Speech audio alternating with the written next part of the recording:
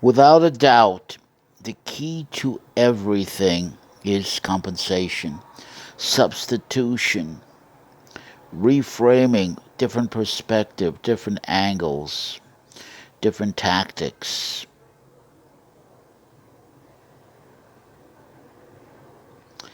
different modalities to access and comprehend the psycho-sociological reality confronting the social performer in the arena of confrontation and encounter in the now. The key is to accept, to want the reality of what's happening, the cards you've been dealt in the now, to want that, to identify with it, to deserve it, to completely describe it with more details, more, and more, as if you are prosecuting yourself, as if you are your most aggressive prosecutor. Get the details, draw pictures, memorialize. What were the emotions? What's going on? Make the esoteric exoteric. Make what's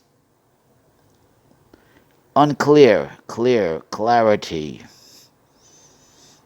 is effectiveness. Unless you can completely identify what's provoking the problem in all its details or ramifications and deserve it, be it, become it. Psychodrama, act the roles out. That's why I like Gestalt. Chair switching techniques, role playing, acting it out, questioning, looking at different observations, different perspectives of what's happened. The point being to get as much clarity and eliminate all the obscurity possible. Then, regardless of how horrific, unpleasant you're becoming blooded, you're getting step by step rid of projective jealousy. You're taking back the emotions of jealousy, the emotions of possessiveness, the emotions of entitlement. And you're beginning to understand what your stranger means by your own experience when your stranger says, it's an unlevel playing field out there. It's not fair, it shouldn't be fair, it can't be fair. When your stranger tells you good and bad is on a continuum.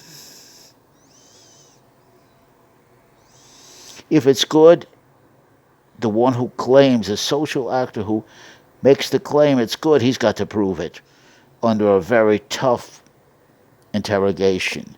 You do it to yourself, or it will be done to you. Step by step, you're developing armor, hard bark. You're becoming unembarrassable. You're desensitizing. And you're taking back more and more of your own power to choose.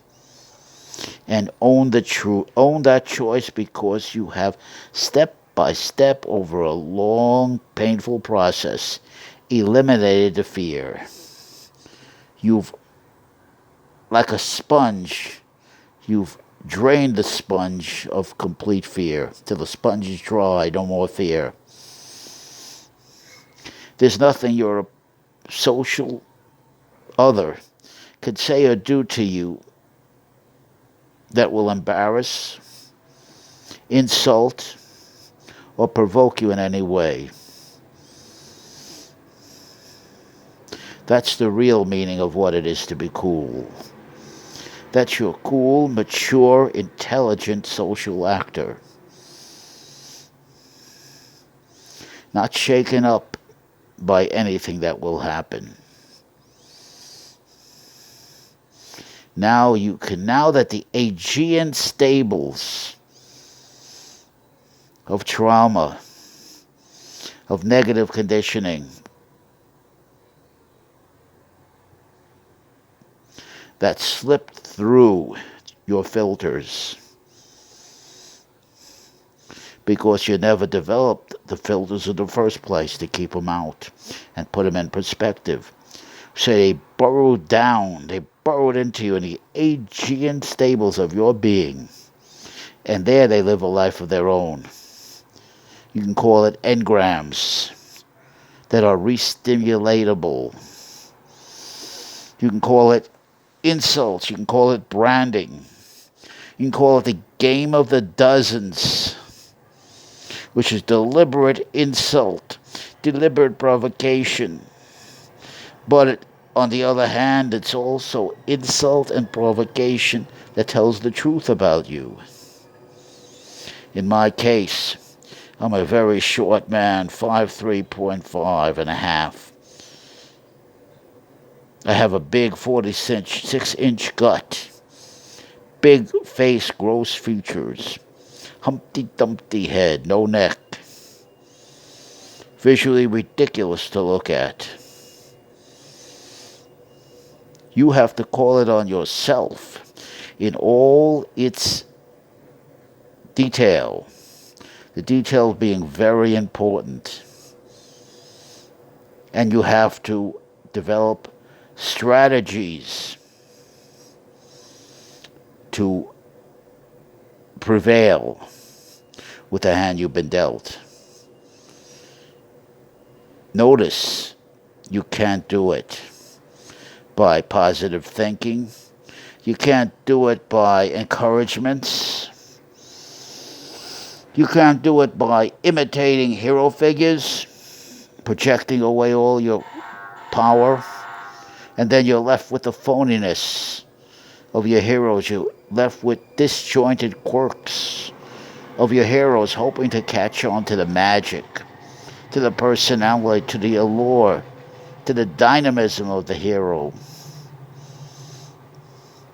When the truth is, you had to get into the tunnel of shit. 500 yards of pure shit. Pure negativity is what I'm talking about. And crawl your way through it under your own self-resources and self-supports as you go. That means creatively confronting and encountering all that garbage in the arena where it counts. That means getting blooded and becoming disciplined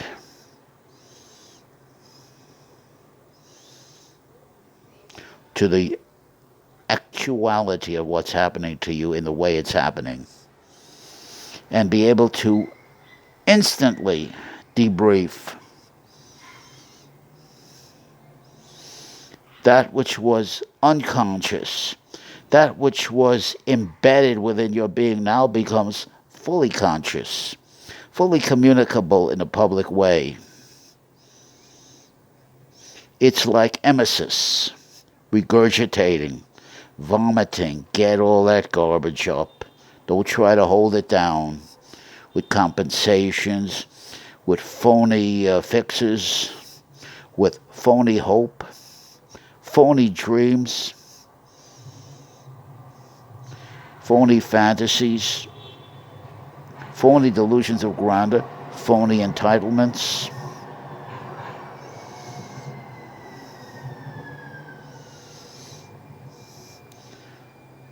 Screw on your fists. Fight like a devil dog. To gain, to win, to earn the right to be captain of your own ship. Then, after this long, harrowing process, can you begin to gain control of your choices.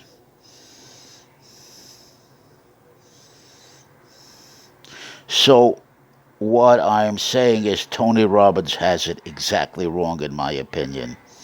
He cannot mesmerize you. He cannot hypnotize you. He cannot talk into you. And by so doing in 10 minutes, sufficiently and powerfully tape over all the garbage in the Aegean stables. Can't do it. It has to be cleaned out bit by bit on an individual basis through through the passion of your individuality, through your self-inflicted suffering and torture. No guarantees of any results. It's called a willful purgation. But until that purgation occurs, in my opinion, there is no choice. You are then doing what you must do, what you've been conditioned to do, not what you will do. The bottom line, if you're not getting what you want, you're getting what you deserve. Translated another way, you made your bed. Now you're going to have to lie in it.